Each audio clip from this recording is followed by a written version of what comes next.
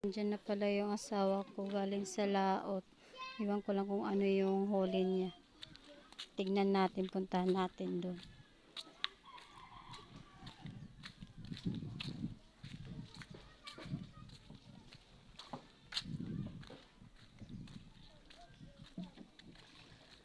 Ayan, ano ba kaya yan? Oh, mga kabady, ito pala yung nahuli ko lang pala. Isa lang. Wow! Ugdok. Malaki to oh. Mga kabady. Isa lang yung nahuli ko.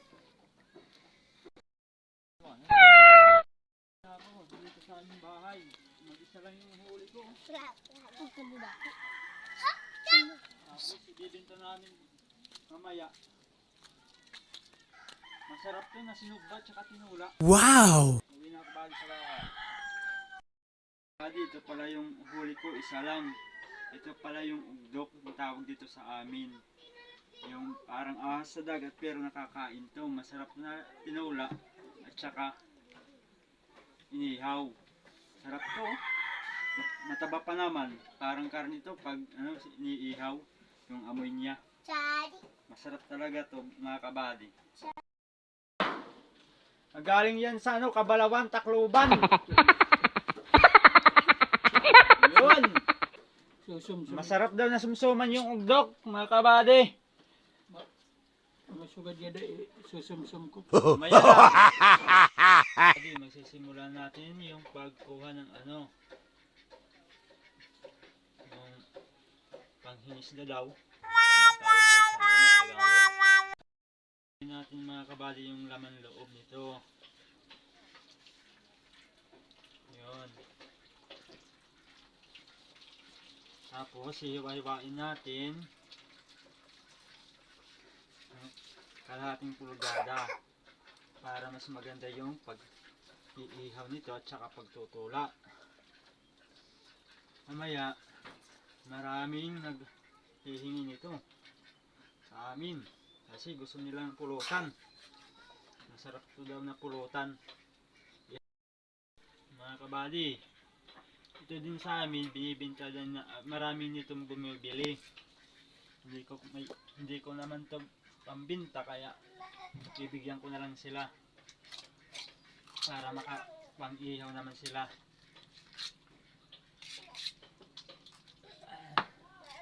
Para kasi bibilihin sana nila, hindi ko naman binibinta kasi wala din kaming ulam. Gagawin daw nila na pulutan. Yung uncle ko yung bumibili, hindi ko naman binibinta to.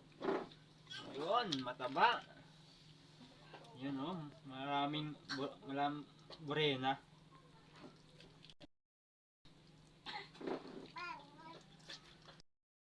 Mataang sensing taba talaga. Yun, mga kabady. Kukunin natin yung hasang. Yun, mga kabady. Yun. Ito.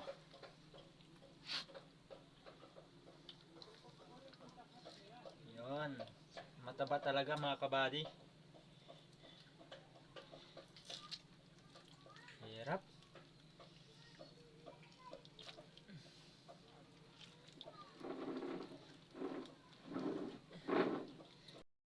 Hirap talaga magkuha ng laman loob.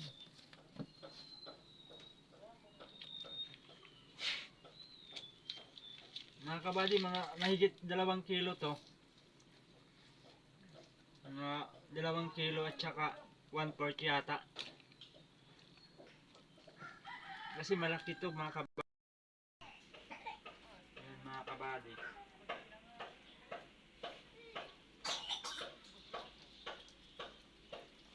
Yun.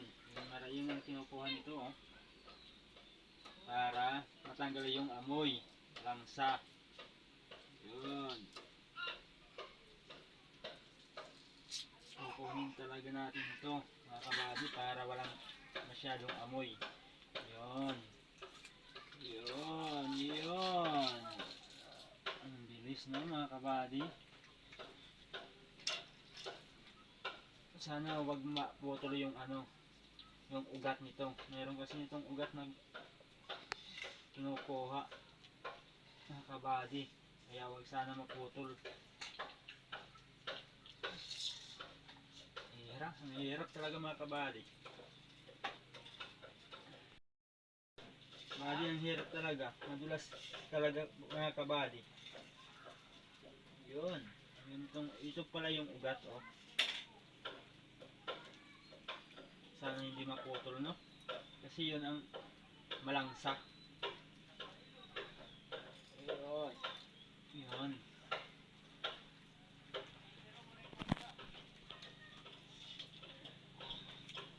Dulas talaga mga kabady.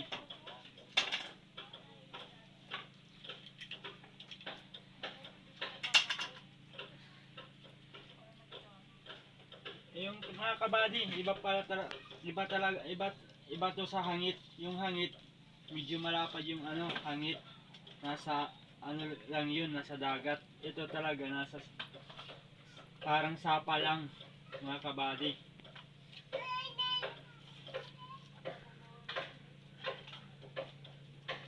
Bilog kasi ito kaysa sa hangit mga kabady. Kilala nyo ba yung hangit? Yung pagkakaiba nito, ito bilog, oh.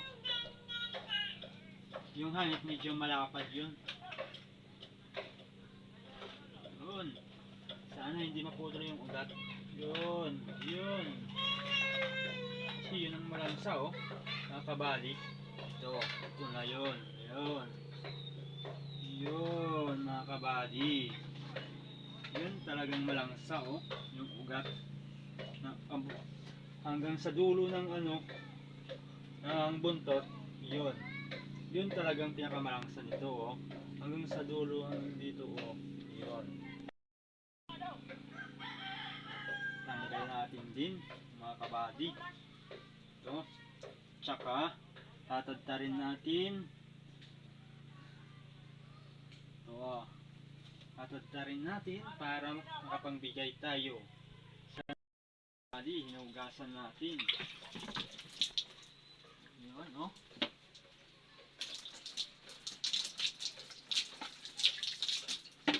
Laki talaga ito mga kabady. Buhay pa yan, oh. Oh. Buhay pa yan. Yan, oh. Oh. Buhay pa talaga yan, ha, mga kabady. Oh, tingnan nyo. Oh. Sariwang sariwa talaga ito mga kabady. Kaya tatadtarin natin. Yan. Ganyan yan pag ano, hiwa-hiwa. Hiwain natin. Butik-butik. Yun. Yan. Ganyan. Yun, naputol. Walang preno kasi yung kamay ko, ah. Putol, nasobrahan sa lakas. Ulit. Ito. Yan. Yan lang mga kabady. Yung paghiwa nito. Hindi masyadong malaki, hindi masyadong maliit. Tapos, ihawin, tsaka tutulain. Yun, malaki. Mga kabady. Yun, hihingi na. Ah, yung anak ko, mga kabady. Yung anak ko natanda. Yun. Uy! Yan mga kabady, mataba talaga to, oh. Ang dilaw na yung ano, unod niya. So, mga kabady. Hindi kay susugba ko ay na pag... Sarap talaga ito na inihaw mga kabady. Yun.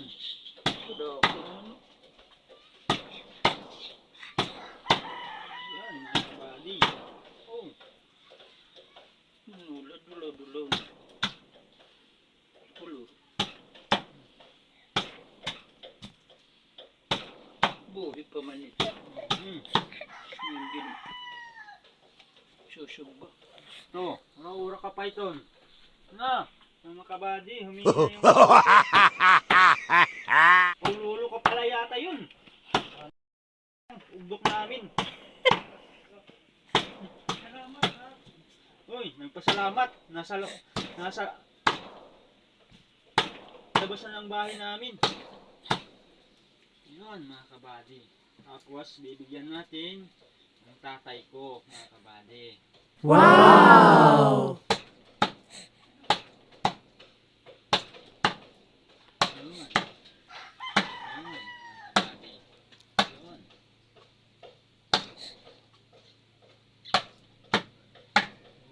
Yun mga kabady. Yun. Ganyan lang yan mga kabady. Yung paghiwa ng ugdok. Talagyan natin dito. Yun. Tapos hugasan natin. Mga kabady, ang pag nito, bago ihawin mga kabady, lalagyan muna ng suka at saka asin para mas masarap. Asin. Tapos mga 1 oras bago ihawin para mas masarap. Babad na muna natin sa asin at saka sa suka para mas maganda yung lasa niya. Ika mga kabady, hugasan muna natin.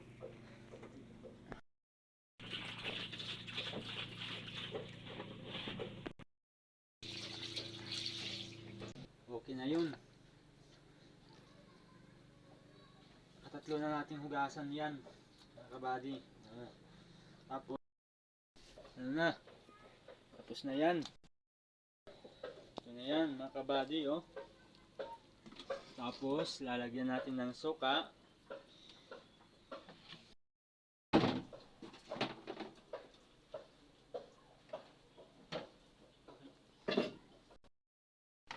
Yun mga kabady, yung asawa ko pala yung naghuhugas ng ugdok ulit, nahugasan para baga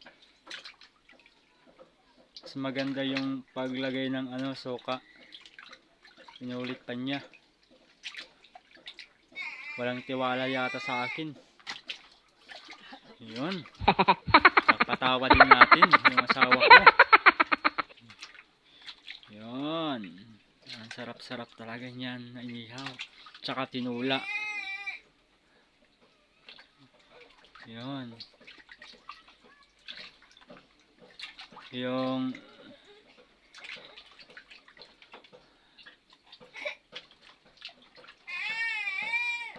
dito pala yung sa amin, oh. Yung yung kapatid ng tatay ko yun, oh. Nag-ano yan ng mingwit, yung tinatawag na lapu-lapu.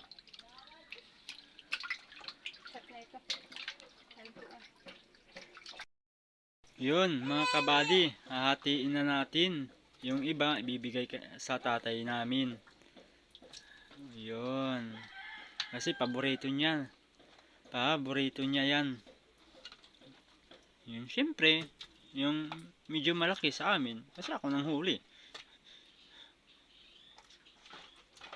Yun. Bibigyan natin nila. Ay, bigyan natin sila. Ang sarap talaga yan mga kabady. Ihawin din nila yan. Yung iba, tutulain. Tsaka mas masarap din yan ang ginataan. Yun, oh, ang laki. Ang dilaw na yung laman loob.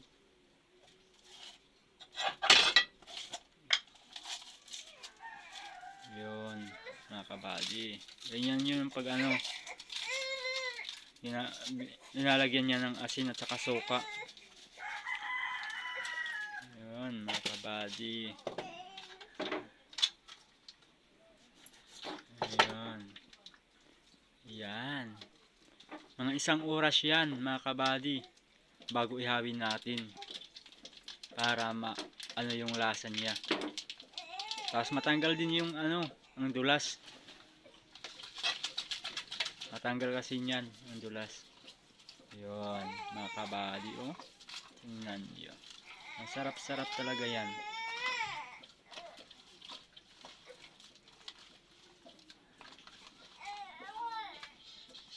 Yun.